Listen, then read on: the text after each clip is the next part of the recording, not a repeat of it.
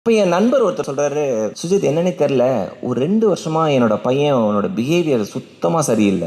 அவன் எதுக்குமே புடி குடுத்து பேச மாட்டேங்கிறான். ரொம்ப என் மேல ரொம்ப கோவமா இருக்கான். ரொம்ப ரஃப் அண்ட் டஃப்பா இருக்கான். கொஞ்சம் பேசி பாருங்க" அப்படின்னாங்க. ஐ two a lot of counseling work. இப்ப அந்த பையனை கூப்பிட்டேன். அந்த பையனை எனக்கு தெரியும். நான் கூப்பிட்ட உடனே, "அங்கிள் சொல்லுங்க அங்கிள்" அப்படின்னு வந்தான். ஒரு ஜூஸ் கடையில தான் மீட் பண்ணேன். நான் சொன்னேன், "என்னடா ஆச்சு? ஏன் அப்பா மேல என்ன அவ்வளவு கோவம்?" டக்குன்னு சொன்னா, "அங்கிள் அந்த ஆளுக்கு விவசாயே இல்லை அங்கிள்" அப்படின்னா. அந்த ஆளுக்குலாம் நான் இருக்கேன்னே தெரியாது. அவருக்கு எல்லாமே என் தங்கச்சி தான் தெரியாது. எதுக்கு எடுத்தாலும் கேள்வி கேட்கறான் அந்த ஆளு அப்படின்னா. ஏன்னா I know how much is father's lakhs. இருந்தாலும் நம்ம கவுன்சிலர்ல, அதனால ரூல் பண்ணி, ஏன்டா ஏன் இவ்வளவு கோவம்? இப்போ இதான் சொல்றான், தங்கச்சி தான் எல்லாமே. நான் எது கேட்டாலும் கொடுக்க மாட்டேறாரு, எதுக்கு எடுத்தாலும் கோவப்படுறாரு என்கிட்ட. அப்ப நான் கேட்டேன், "நீ எப்போ வீட்டுக்கு போற?" அப்படின்னு.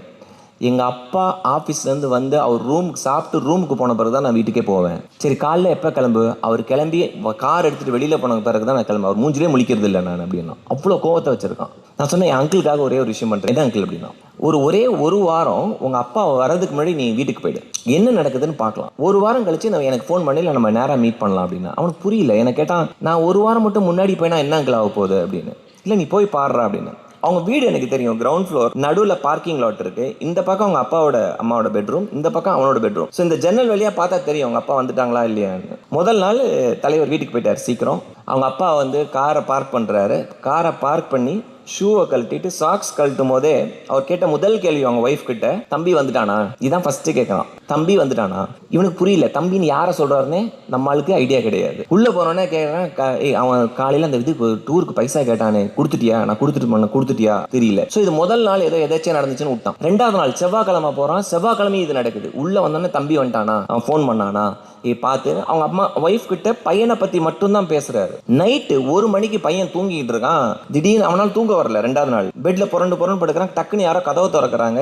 யாருன்னு தெரியல. அவன் தூங்குற மாதிரி நடிக்கிறான் பையன். அப்பா வந்து பையனோட தலையை தடவி கொடுத்துட்டு நெத்தியில ஒரு முத்தம் கொடுத்துட்டு கொஞ்ச நேரம் உட்காந்து பையனை பாக்குறாரு. இவன் நைட் இருட்டில் தூக்கத்தில் ஒரு கண்ணில் மட்டும் பார்க்குறான் அவங்க அப்பாவை. பைசா எடுத்து பையனோட பாக்கெட்டில் பைசா வச்சுட்டு ரூமுக்கு போயிடுறாரு. இது 2வது நாள்.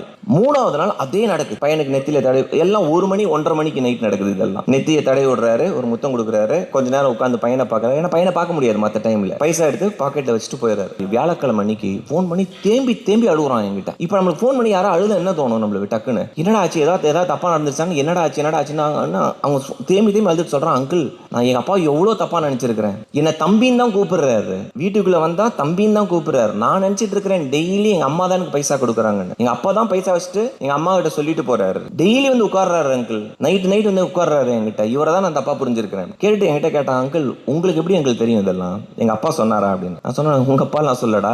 எல்லா அப்பாவும் இப்படிதான். உலகத்திலேயே இருக்கிற ஒரு டம்மி பீஸ்